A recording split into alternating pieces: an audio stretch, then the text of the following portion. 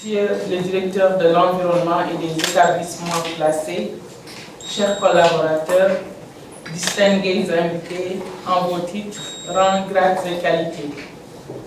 Avant tout, je voudrais vous souhaiter la bienvenue à cette importante rencontre de validation des systèmes de gestion environnementale et sociale du Fonds de garantie des investissements prioritaires.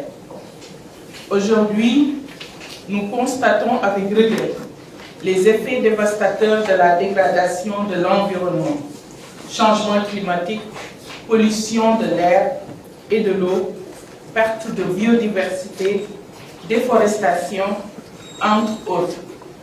Ces problèmes ont des répercussions directes sur notre qualité de vie, sur la santé des écosystèmes et sur les générations futures.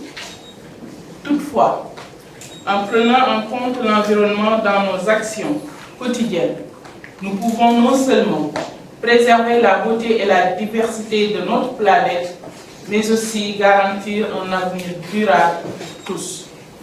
C'est un engagement que les pouvoirs publics et les partenaires ont pris avec détermination et responsabilité. C'est à ce titre que le FONGIP a entrepris, depuis près de 6 mois, l'élaboration d'un système de gestion environnementale et sociale pour lequel nous sommes enfin arrivés au terme du processus. Aussi faudrait-il préciser que ce système est appelé à devenir le cadre de référence de toutes nos interventions en matière de sauvegarde environnementale. Mesdames, Messieurs, distingués invités, nos travaux du jour s'inscrivent en droite ligne des objectifs poursuivis par le FONGIP.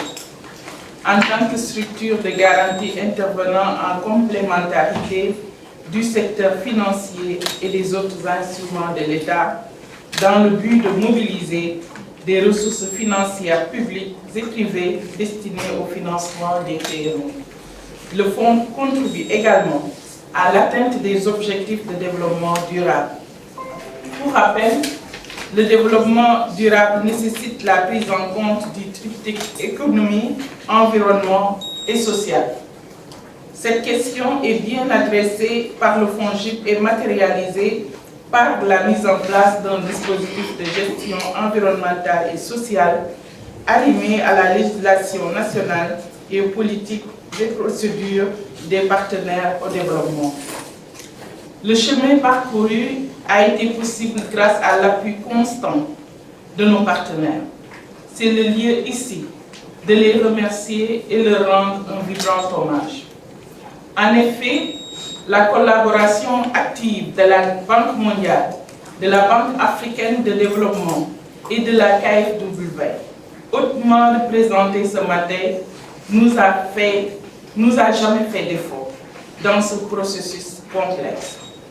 Mesdames, Messieurs, distingués représentants des dites institutions, permettez-moi de vous dire encore combien le FONGIP est à l'aise dans ce compagnonnage avec l'ensemble des parties prenantes pour faire face aux nombreux défis.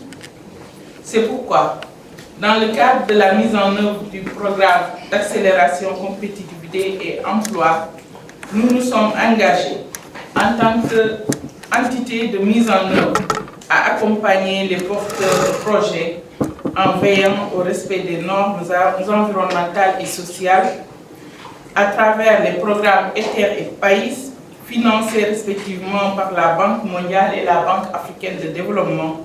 Le FONGIP exige d'ores et déjà une mobilisation de la part des porteurs de projets, une autorisation du ministère de l'Environnement pour les projets à risque environnementaux et sociaux. Au surplus, pour une meilleure prise en compte des aspects environnementaux et sociaux, le FONGIP a intégré des clauses spécifiques à ces deux aspects dans les conventions de partenariat avec les banques concernant les programmes ETER et PAIS. Mesdames, Messieurs, distingués invités, je voudrais vous réaffirmer à quel point ces documents que nous soumettons à votre appréciation, notamment la politique de sauvegarde environnementale et sociale, le mécanisme de gestion des plaintes et le manuel des procédures environnementales et sociales, utiles à bien des égards qui permettront au FONGIP d'asseoir un dispositif opérationnel et optimal de prise en charge de ces questions importantes pour la communauté. Je ne saurais clore mon propos sans remercier de façon appuyée la CAI et l'IPC ONUS qui nous accompagnent dans l'implémentation de ce dispositif avec la mise à disposition d'un expert consultant. Je tiens également à rassurer nos partenaires de l'IGP PAS quant à notre volonté d'accompagner le programme dans le strict respect des normes environnementales et sociales.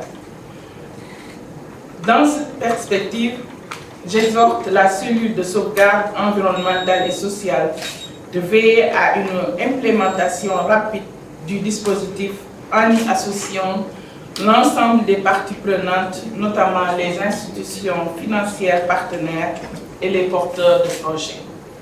Je terminerai en vous souhaitant un bon atelier, mais aussi plein succès pour les activités de renforcement de capacité des acteurs internes et externes qui se dérouleront du